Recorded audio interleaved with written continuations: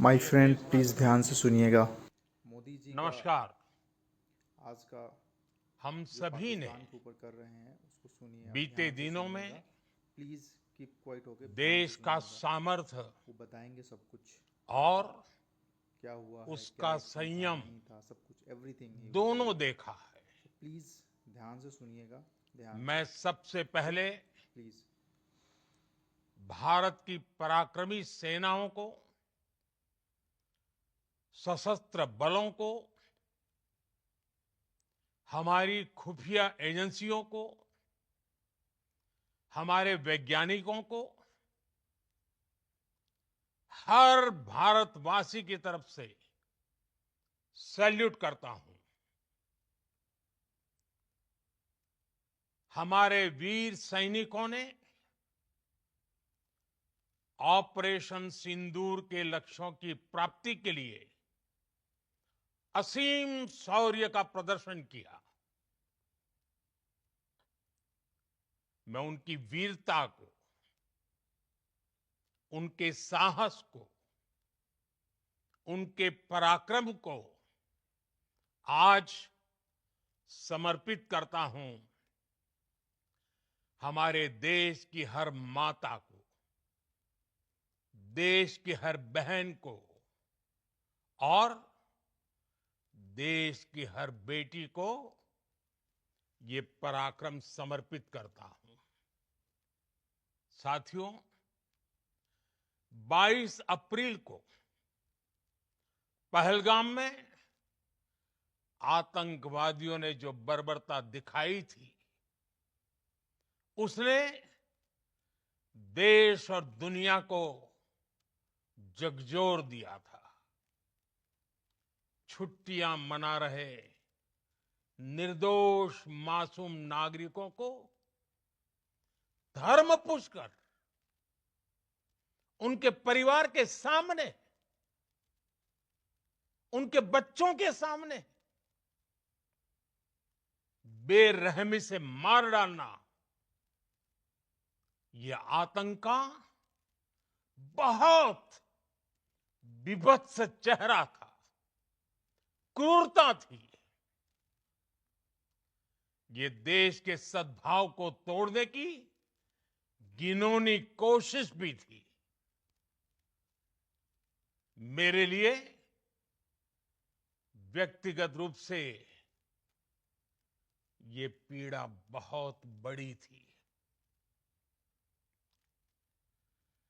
इस आतंकी हमले के बाद सारा राष्ट्र, हर नागरिक, हर समाज, हर वर्ग, हर राजनीतिक दल एक स्वर में आतंक के खिलाफ कड़ी कार्रवाई के लिए उठ खड़ा हुआ। हमने आतंकवादियों को मिट्टी में मिलाने के लिए भारत की सेनाओं को पूरी छूट दे दी और आज हर आतंकी, आतंक का हर संगठन जान चुका है कि हमारी बहनों बेटियों के माथे से सिंदूर हटाने का अंजाम क्या होता है। साथियों, ऑपरेशन सिंदूर ये सिर्फ नाम नहीं है, ये देश के कोटि कोटि लोगों की भावनाओं का प्रतिबिंब है। ऑपरेशन सिंदूर न्याय की अखंड प्रतिज्ञा है।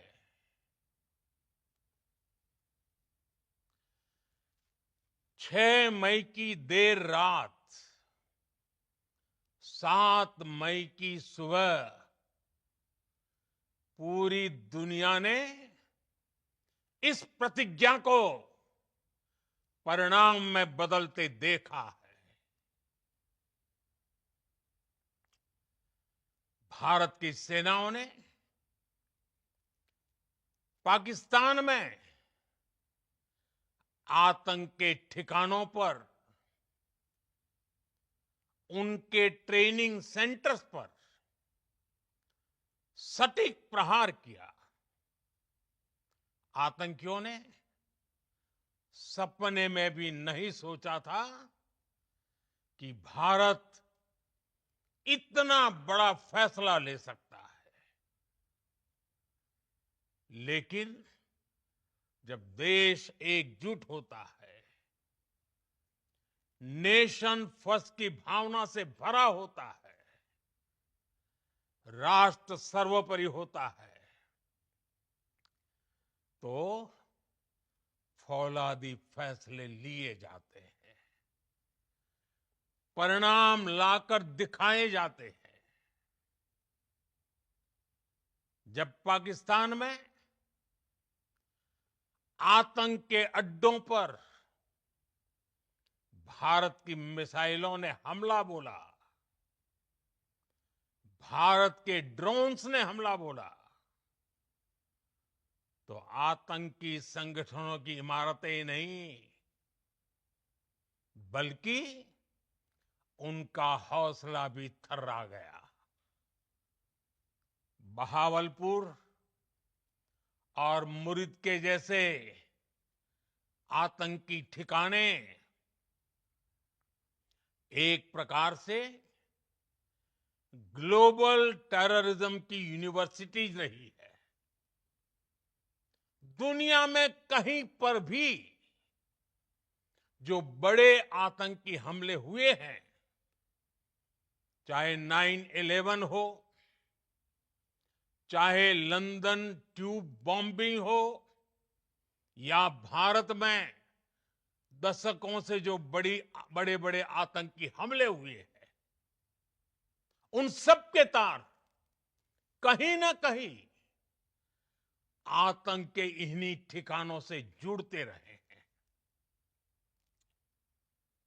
आतंकियों ने हमारी बहनों का सिंदूर उजाड़ा था, इसलिए भारत ने आतंक के ये हेडक्वार्टर्स उजाड़ दिए। भारत के इन हमलों में 100 से अधिक खूंखार आतंकवादियों को मौत के घाट उतारा गया है। आतंक के बहुत सारे आका बीते 2.5-3 दशकों से खुलेआम पाकिस्तान में घूम रहे थे, जो भारत के खिलाफ साजिशें करते थे। उन्हें भारत ने एक झटके में खत्म कर दिया। साथियों, भारत की इस कार्रवाई से पाकिस्तान घोर निराशा में गिर गया था, हताशा में गिर गया था, बौखला गया था। और इसी बौखलाहट में उसने एक और दुस्साहस किया। आतंक पर भारत की कार्रवाई का साथ देने के बजाय पाकिस्तान ने भारत पर ही हमला करना शुरू कर दिया। पाकिस्तान ने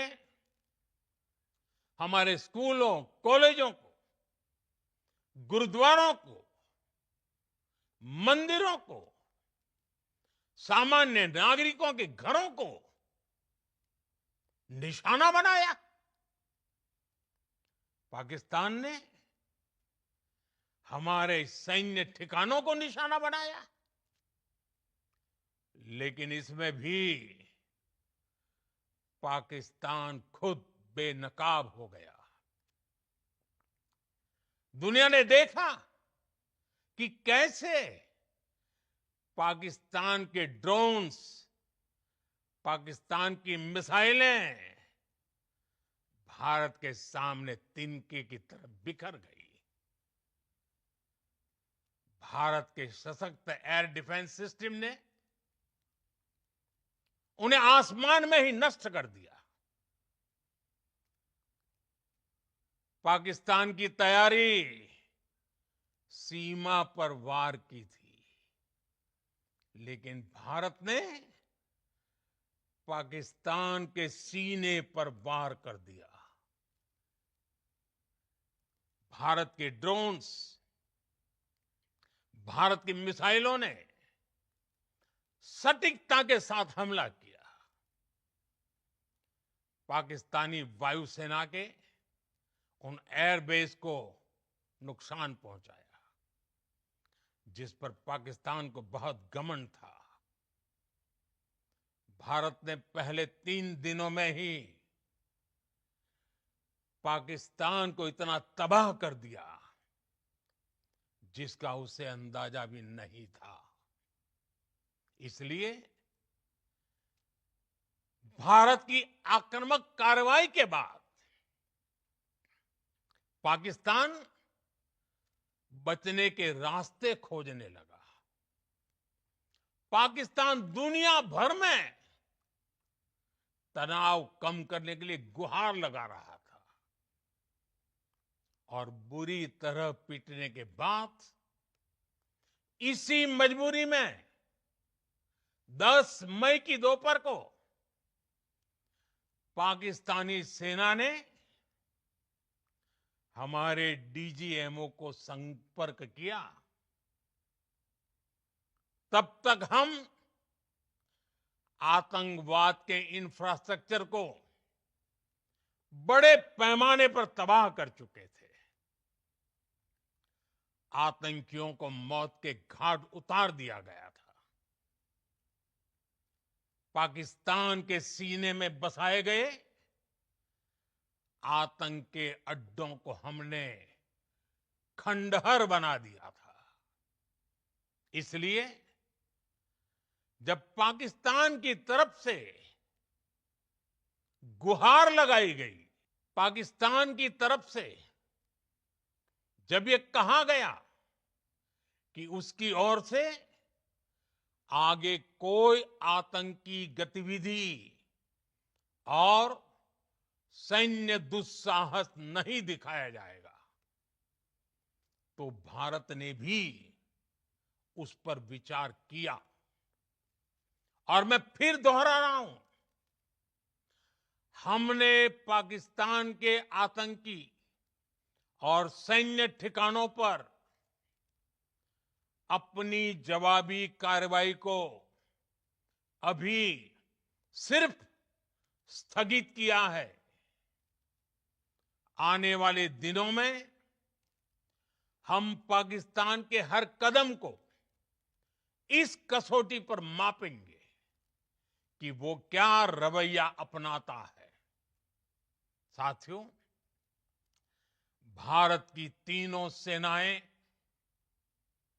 हमारी एयरफोर्स, हमारी आर्मी और हमारी नेवी,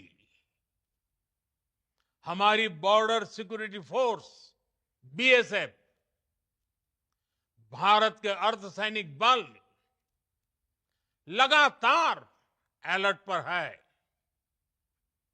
सर्जिकल स्ट्राइक और एयर स्ट्राइक के बाद अब ऑपरेशन सिंदूर आतंक के खिलाफ भारत की नीति है। ऑपरेशन सिंदूर ने आतंक के खिलाफ लड़ाई में एक नई लकीर खींच दी है। एक नया पैमाना, न्यू नॉर्मल तय कर दिया है। पहला, भारत पर आतंकी हमला हुआ तो मुंह तोड़ जवाब दिया जाएगा। हम अपने तरीके से, अपनी शर्तों पर जवाब देकर रहेंगे। हर उस जगह जाकर कठोर कार्रवाई करेंगे जहां से आतंक की जड़ें निकलती हैं।